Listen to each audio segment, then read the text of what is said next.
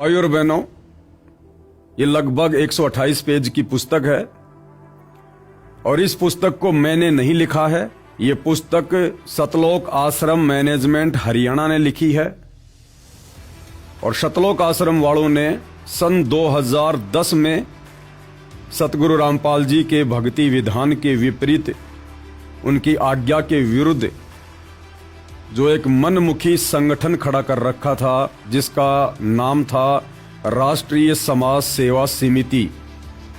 जिस राष्ट्रीय समाज सेवा समिति के विषय में 2014 बरवाला कांड के बाद खुद सतगुरु रामपाल जी ने मीडिया को इंटरव्यू देते हुए कहा था कि आश्रम के बाहर जो गुंडे खड़े हुए थे, जो पुलिस प्रशासन के साथ लड़ाई झगड़ा कर रहे थे, वो मेरे नहीं थे, वो राष्ट्रीय समाज सेवा समिति के थे।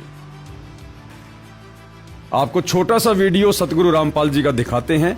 जब मीडिया वाले ने पूछा कि महाराज जी, आपके आश्रम के बाहर इतने गुंडे खड़े हुए थे, क्योंकि सतलोक आश्रम वालों ने संत रामपाल जी के नाम की आड़ में भोले भाले युवा जवान भक्तों को बरगला कर, उन्हें काले कपड़े पहनाकर, उनके हाथों में डंडे देकर, पत्थर देकर, हथियार देकर ये कह रखा था कि भाई अंदर से सतगुरु रामपाल जी का आदेश है कि हम मरें या मारें, लेकिन पुलिस प्रशासन आश्रम के अंदर नहीं आना चाहिए।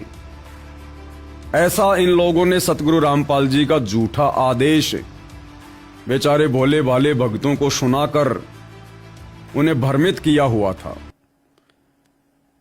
और जब बरवाला कांड हुआ, कई मौतें हुई, और जब संत रामपाल जी पुलिस प्रशासन के साथ रात्रि के समय पंचकुला के लिए निकले मेडिकल मुआयने के लिए, तो रास्ते में मीडिया ने फिर उनकी बाइट ली और मीडिया कह रहा कि महाराज जी, आश्रम के बाहर जो आपके गुंडे इतने खड़े हुए थे, तो सतगुरु रामपाल जी ने साफ साफ कहा कि वो मेरे नहीं थे, वो राष्ट्रीय समाज सेवा समिति के थे।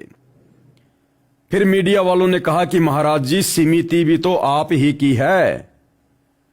तो सतगुरु रामपाल जी ने कहा, भैया समिति मेरी नहीं है। साफ साफ मना किया सतगुरु रामपाल जी ने। ये वीडियो आप जी एक बार अपनी आंखों से देख लीजिएगा। आपके ऊपर इतने इल्जाम है सर, आपके ऊपर इतने इल्जाम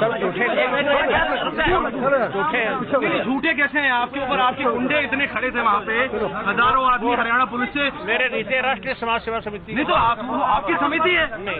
अरे आपकी समिति है बाबा। आप अपने आप को संत कहते हैं, आप संत कहने लायक भी है। आप आपसे भी जवाब दीजिए। आपके वहाँ इतनी फोर्स, इतने गुंडे, इतने आर्मी खड़ी है हरियाणा पुलिस के ऊपर। बहनों, स्वयं सतगुरु रामपाल जी के मुख से सुनकर आपको यकीन हो जाना चाहिए कि बरवाला कांड 2014 में, उस कांड को करवाने में यदि किसी का हाथ था तो केवल सतलोक आश्रम मैनेजमेंट हरियाणा का था, सतगुरु रामपाल जी के कलयुगी परिवार का था, इन कोऑर्डिनेटरों का था। अन्य किसी का कोई भी रोल किसी भी प्रकार का नहीं था।